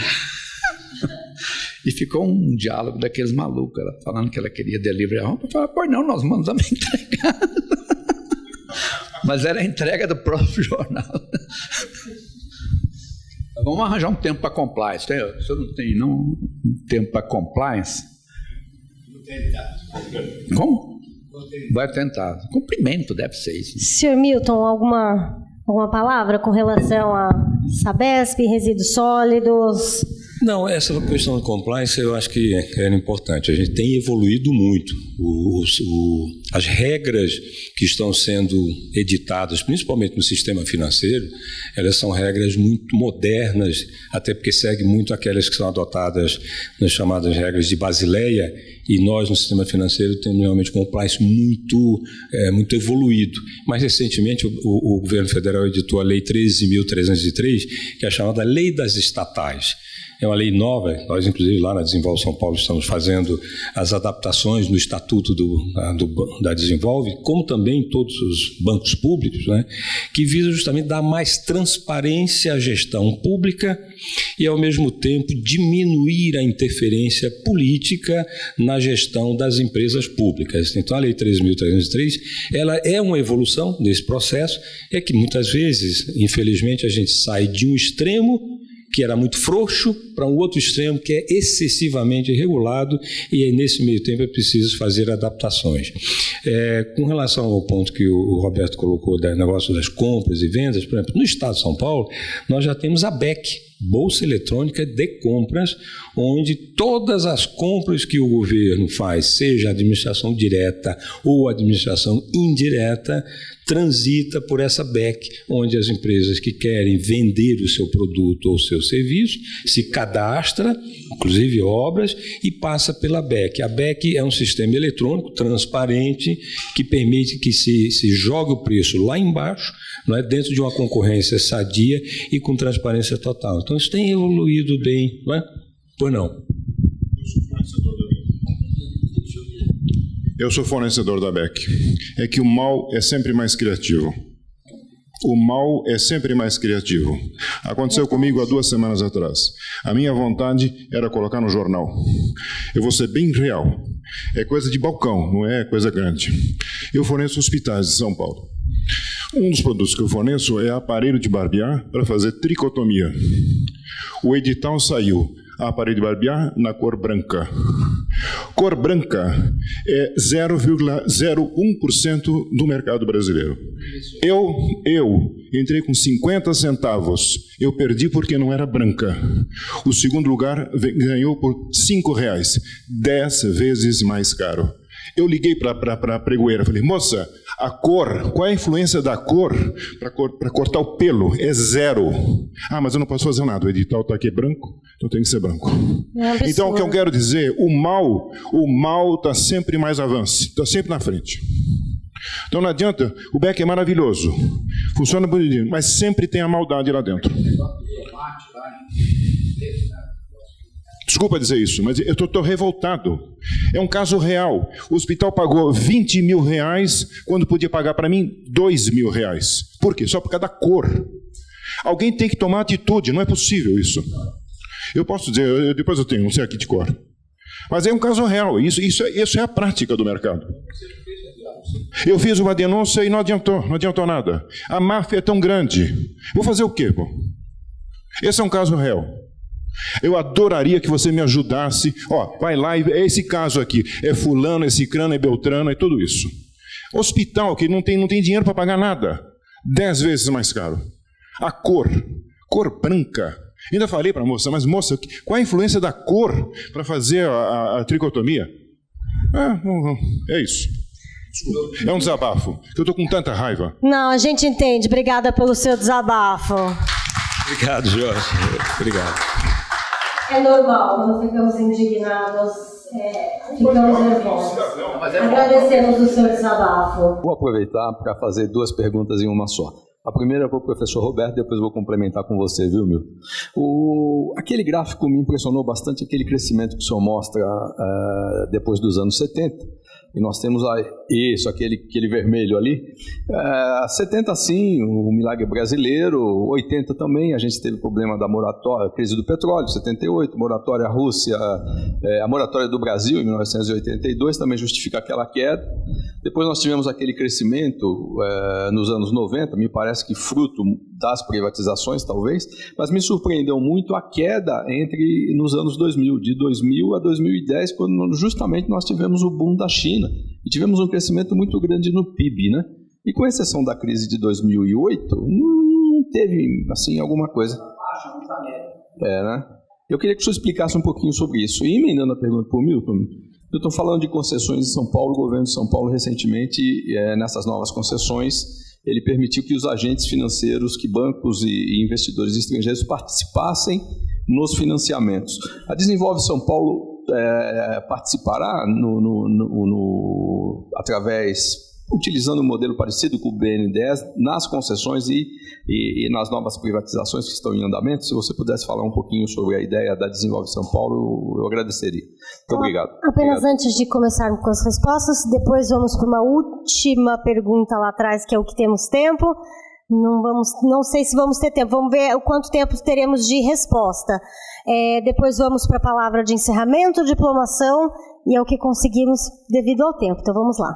Bem, eu não conheço muito os detalhes do que estão naquelas médias, certo? Eu tenho os dados lá, vou até dar uma examinada, mas se pegar a década de 2000, ela até 2004 não vai muito bem, que você ainda pega o rescaldo de 1999. Você começa em 200, né? 2000. E depois você teve a queda em 1998 ou 99, um dos 2 anos. Mas aqui foi feito o Excel das taxas que eu tinha lá, certo? Eu vou dar uma checada. Aparentemente poderia ter um problema. Eu acho que os problemas estão nas pontas, né, daquele período do Lula. Agora, é interessante esse período aí que fica muito claro o papel do governo nesse problema daquela... Aliás, eu cortei aquela ligação entre um outro para realçar a queda. Isso é coisa de marketing do meu ponto de vista. E aí é o seguinte, se você pensar o que 70 foi, mas quando entrou o Geisel em 74, ele tentou salvar o Brasil da crise externa de falta de divisas, pegando dinheiro lá fora, né? Eu tinha um colega que trabalhava na Secretaria da Fazenda, um dia ele falou que ele ia viajar porque mandaram ele tomar empréstimo lá fora. Ele trabalhava para a CESP, né? E aí, então, a hora que chegou em 1979, por causa daquela medida do governo americano que aumentou a taxa de juros para mais de 20%, o Brasil quebrou, né? E aí você teve o início da década, foi ruim. E lá no meio da década ainda entrou o Sarney, que certo, veio com aqueles planos dele e não levou a lugar nenhum, né? Chega em 90, o Collor tenta fazer alguma coisa assim, mas não deu. E aí melhora com o plano real, mas o plano real ele é um plano incompleto, né? Ele não deixou um ajuste permanente. Tanto que você vê que a Dilma foi punida pelas pedaladas, mas aqueles déficits anteriores, que já eram muito altos, o Congresso autorizou, entendeu? Agora que criaram lá, criaram uma instituição fiscal independente lá que acompanha o governo para e passo, né? Eles fazem relatórios mensais. Que até que julgasse as contas da Dilma, né? O Tribunal de Contas levou 1 ano e meio, você lembra? Só em meados de 2015 que eu acho que fizeram a coisa, né? Então, e depois aí do Fernando Henrique veio a administração petista que se iludiu com aquele boom da economia das commodities, da economia chinesa.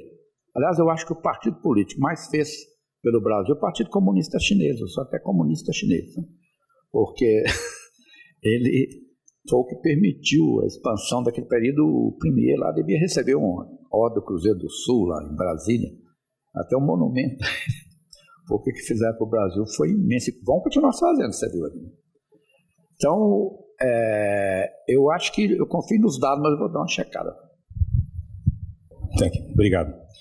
Só fazendo um parênteses aqui, Jorge, se você depois puder me passar essas informações mais detalhadas, claro, não é a minha área, mas como a BEC é administrada pela Secretaria da Fazenda, ao qual nós estamos vinculados, eu posso levar para que seja feita uma análise, né, que efetivamente deve ter acontecido é que a Secretaria demandadora desse tipo de equipamento, que deve ser da saúde, né, fez especificação do edital, não sabe-se lá porque a razão botou essa questão branca, né, mas eu acho importante ter essa crítica porque ela é construtiva, não é? Então é importante. Mas se você puder me passar, eu lhe ajudo nisso aí, pelo menos encaminhando lá para que seja feita então a devida avaliação. Com relação à pergunta do nosso amigo Cruz, assim, a Desenvolve São Paulo, recentemente, ela participou da privatização, da concessão, melhor dizendo, né, de 5 aeroportos regionais que são administrados aqui pelo nosso departamento, o DAESP, né, e com financiamento. Então, nós financiamos, no edital que foi lançado, já se especificava que a Desenvolve São Paulo, instituição financeira do governo, financiaria o valor da outorga, uma parte, não uma totalidade, mas financiaria também uma parte dos investimentos necessários para que esses aeroportos ganhassem uma outra escala em termos econômicos. Então, nós asseguramos essa espécie de ajuda, vamos chamar assim, de maneira que tivemos sucesso já na privatização de 5 aeroportos. E nos demais também que serão colocados mais à frente.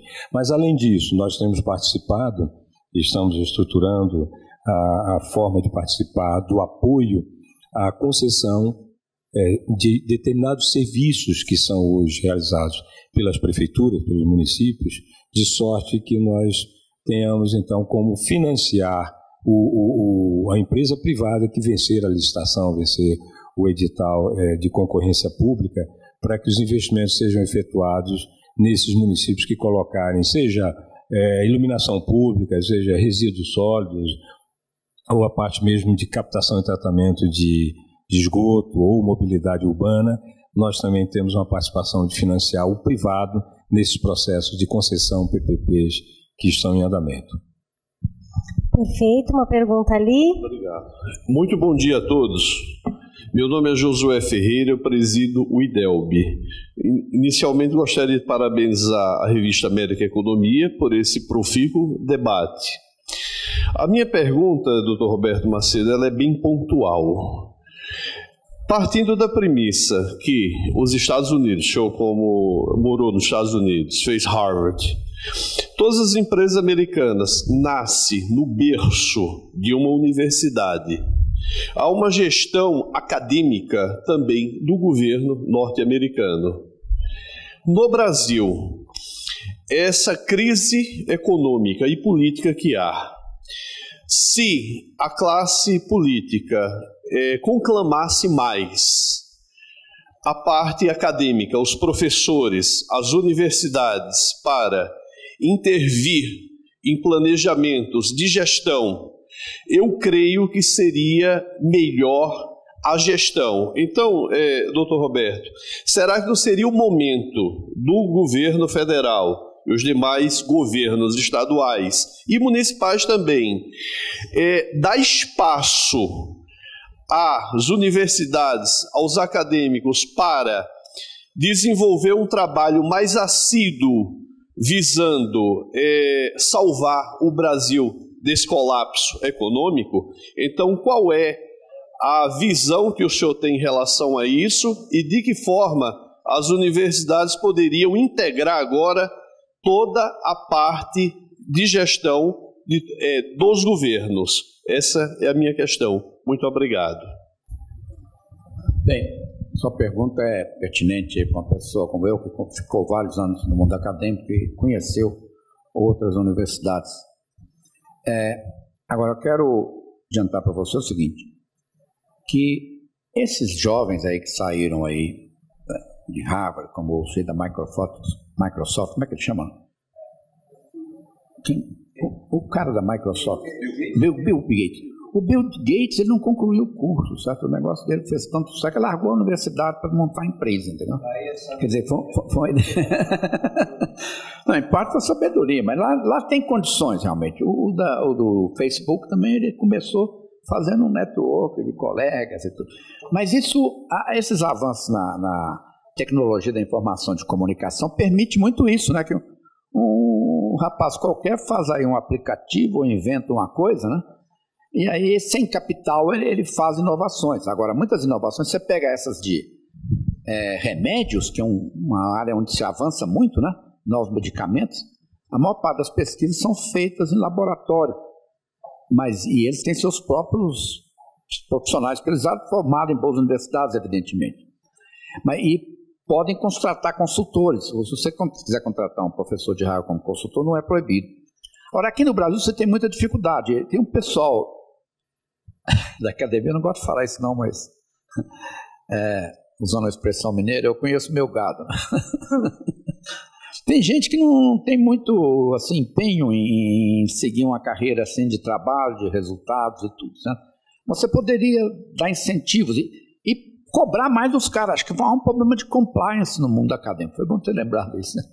Tem professores lá que Vamos me meter o pau se eu depois vou ver esse negócio. Mas paciência, eu tenho meus amigos e inimigos também, não faço questão. Eles passam num concurso, certo? E fica parado na carreira, eles não fazem nem a livre docência, e ficam lá andando pelos corredores. Isso acontece muito também. Eu acho que acontece em maior grau nas universidades federais.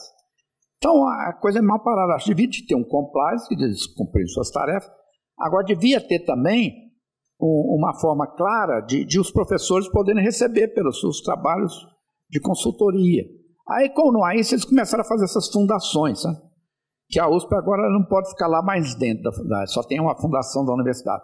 E, recentemente, numa coisa absurda, saiu uma resolução da reitoria dizendo que o sujeito que está em tempo integral não pode receber nada de fora. Né? Ele até impediu os que estavam fazendo. Houve umas 10 aposentadorias lá na Faculdade de Economia só por causa disso. O cara já tinha tempo. Falou, já que eu não posso receber aqui adicionais para o trabalho de pesquisa que eu faço para a FIP, por exemplo, né, para a fundação, eu vou embora. Aí criou um grande problema para o departamento. Então, tem razões do lado dos professores e tem razões do lado das universidades que não se empenham muito nisso. Né? E há pouco tempo eu escrevi um artigo no Estadão de um sujeito que foi professor da universidade, mas ele montou uma indústria com inovações tecnológicas, é o maior produtor de goiabada e pasta de goiaba que ele consegue exportar para o exterior, que ele fez em grande escala essa coisa dessas caixinhas de sucos. Né? Ele conseguiu uma caixa lá que ele tira o ar do negócio e exporta polpa. Ele é um dos grandes exportadores, exporta para 70 países. Quer dizer, ele foi da pesquisa da universidade, mas desenvolveu a empresa dele fora dela, porque lá não tinha condições. Né? Mas, como diz os economistas, tem razões do lado da oferta e da demanda. Vou pedir desculpa a todos que eu tenho que correr para o congresso do IBEF, que eu faço o encerramento lá e está em cima da hora.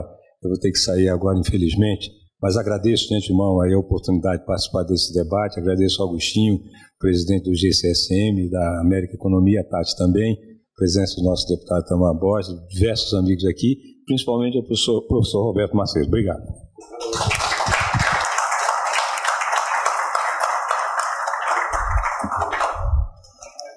Bom, então vamos à nossa última pergunta. Professor Roberto, aqui, bom dia a todos, meu nome é Hélio. Professor Roberto, minha pergunta está dirigida a um ponto da sua apresentação. Durante a sua apresentação foi mostrado alguns setores que estavam em crescimento em todos os anos de crise. E esse ponto me chamou a atenção porque desde dezembro do ano passado, na empresa que eu represento, eu vinha buscando desenvolver relacionamento com esse setor. Eu gostaria que o senhor colocasse... Desculpe. Eu represento o setor de serviços. É o setor de higiene pessoal, perfumaria, etc. E eu vim buscando entender por que essas empresas estavam conseguindo crescer, mesmo nesse momento adverso que a gente vem passando. E eu fui pesquisar, fui conhecer pessoas e uma coisa que eu entendi e percebi, eu estou fazendo isso até agora, faz parte da minha pesquisa, é que esses caras eles estão muito aplicados em conseguir colocar o produto deles no mercado. Por exemplo, o setor PET, que não foi colocado aí, mas é um setor que está crescendo desde 2012 em números muito importantes. O setor PET, comidas, roupinhas e objetos lá para os animais. Eu gostaria que o senhor comentasse essa desenvoltura desses setores, que vem crescendo mesmo nesse momento, e o motivo pelo qual, principalmente, eu acredito que é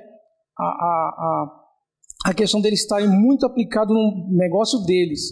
Eles vêm se aplicando em marketing, pessoas, e aplicando muita energia do seu pessoal interno e o pessoal de vendas. Eu gostaria que o senhor comentasse um pouco isso aí, por favor. Vamos começar aqui pelo bairro onde vive, aqui, Higienópolis. Né? Aqui tem mais cachorro do que crianças. Né? Você anda pela rua aí, perto do meu prédio, isso está ligado ao envelhecimento da população, né? Inclusive falar de uma pessoa que eu conheço, uma moça com problemas, recomendaram que ela tenha uma pet, ela tem problemas psicológicos. Mas é o seguinte, é um problema ligado assim, à própria afluência, né, das pessoas. Essa coisa de cuidar de animal é uma coisa antropológica, né, que o ser humano tem. E aí eu vi nesse período aqui, surgirem várias pet shops aqui, E vi também fechar uma loja de roupa enorme que estabeleceram ali perto do cemitério da Consolação. E eu previ a falência dela, porque não tem criança no bairro, pouca criança. E um dia eu fui no shopping, quando abriram a área nova do Pátio Higienópolis, eu fui lá, tinha uma loja de roupas para bebê, roupas inglesas, certo? Eu até comprei para minha neta, estava um preço razoável, coisas de um algodão natural, um negócio belíssimo, certo? Eu falei, pergunta idiota, você merece a resposta. Eu falei, mas como é que esse bairro aqui não tem criança? Como é que você vai sobreviver com essa loja? Ela falou, não tem criança, mas tem pessoas com o senhor que vêm aqui comprar para os netos. E tem uma grande demanda aqui. E nós também, ela falou assim, confiamos na qualidade do nosso produto, que nem a LG e a Samsung. Né? Então aprendi uma lição.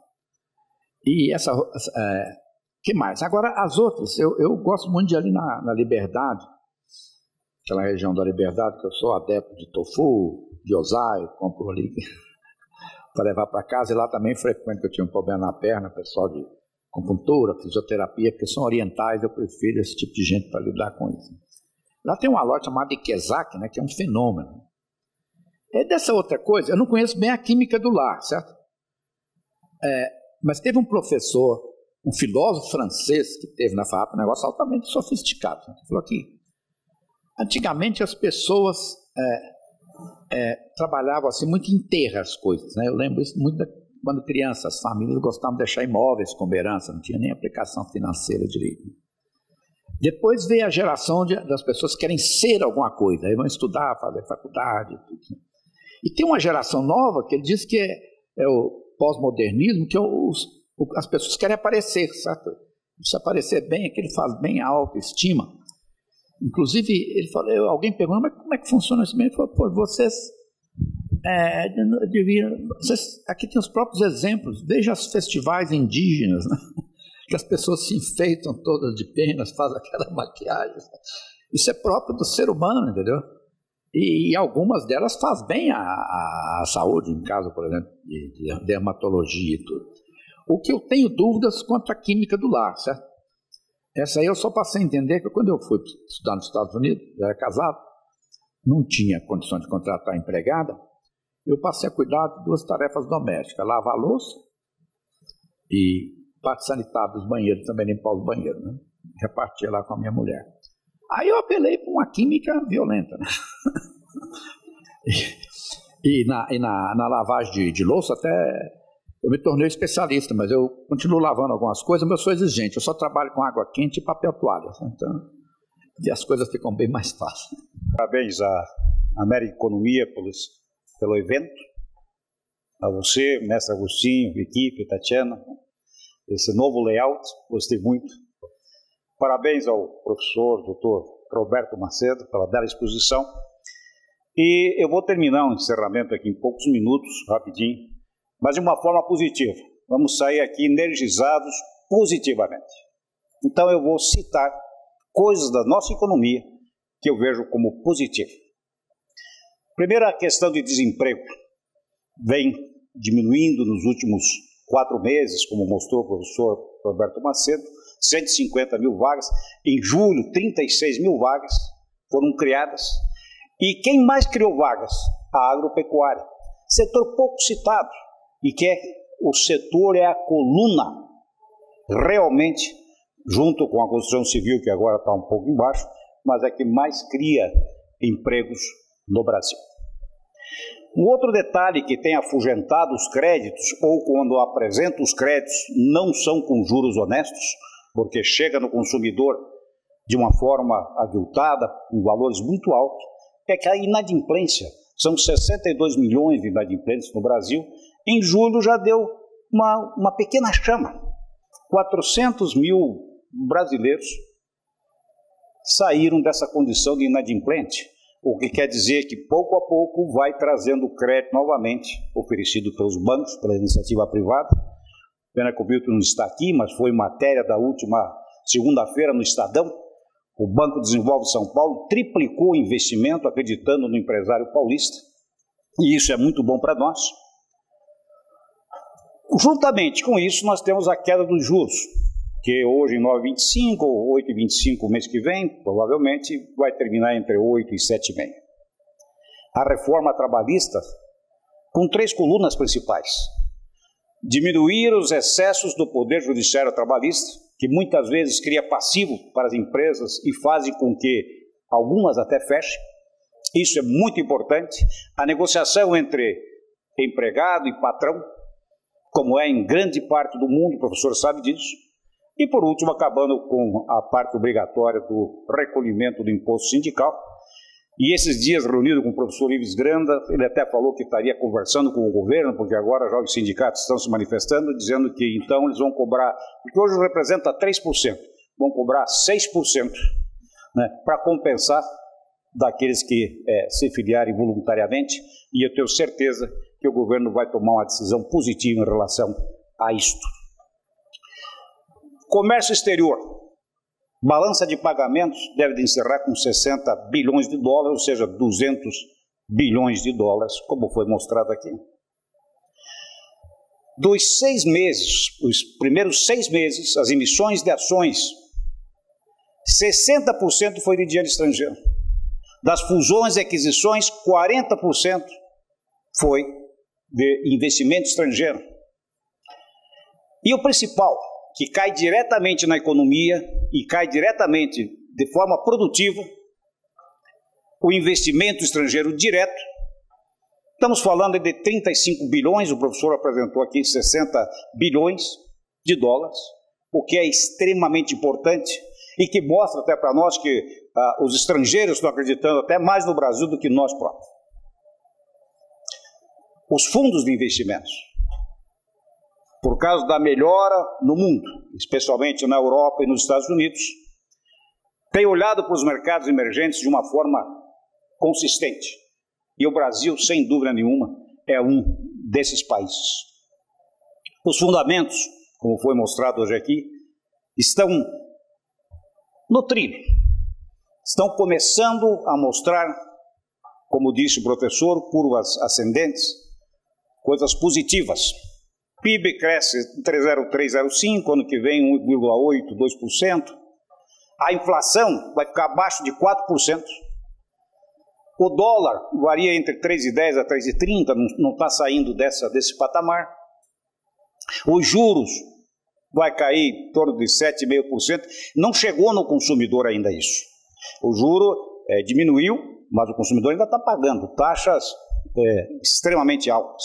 Se cair na inadimplência, chega no consumidor, estimula automaticamente. O varejo, foi mostrado aqui, já está tendo uma pequena reação e chega lá no consumidor. É que o brasileiro ficou muito mais consciente com relação aos gastos. Hoje ele pensa mais para gastar, ele tem o temor do seu emprego. Então, isso é muito positivo.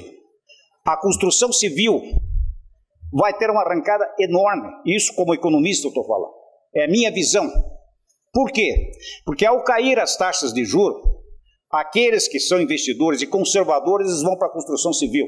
E o estoque, que é muito grande, hoje é muito grande, de imóveis, na metade do ano que vem acabou. É só a economia dar uma melhoradinha, então tudo isso é muito positivo.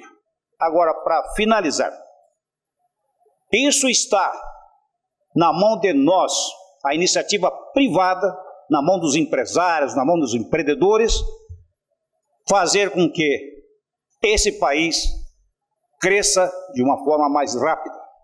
Na mão do governo está a responsabilidade da seriedade das reformas da Previdência, que é primordial, né, professor? Reforma fiscal, não é possível que uma empresa gaste 2.000 horas para fazer a escrita fiscal, enquanto outros países gastam 100 horas. Então, isso já foi dito pelo ministro Meirelles também, que vai ser atacado, é um ponto positivo. E, assim por diante, todas as reformas é o que a gente espera por parte do governo. E por parte da iniciativa privada, pensamento positivo e fazer com que esse país volte a crescer de uma forma mais rápida. O Brasil é um grande país, tem um povo aguerrido, um povo trabalhador. E, acima de tudo, é um país abençoado por Deus. Obrigado e amém.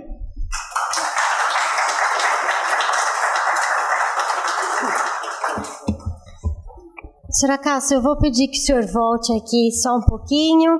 Vou convidar o senhor Itamar Borges, vou convidar também o senhor Romeu Chapchap, para que possamos entregar um diploma de agradecimento ao senhor Roberto Macedo pela participação na conferência, no Pocket Conference aqui da América Economia nesta manhã.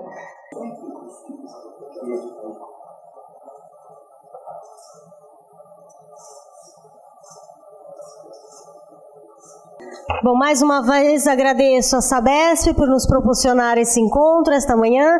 Agradeço a presença de todos e até o próximo encontro. Obrigada.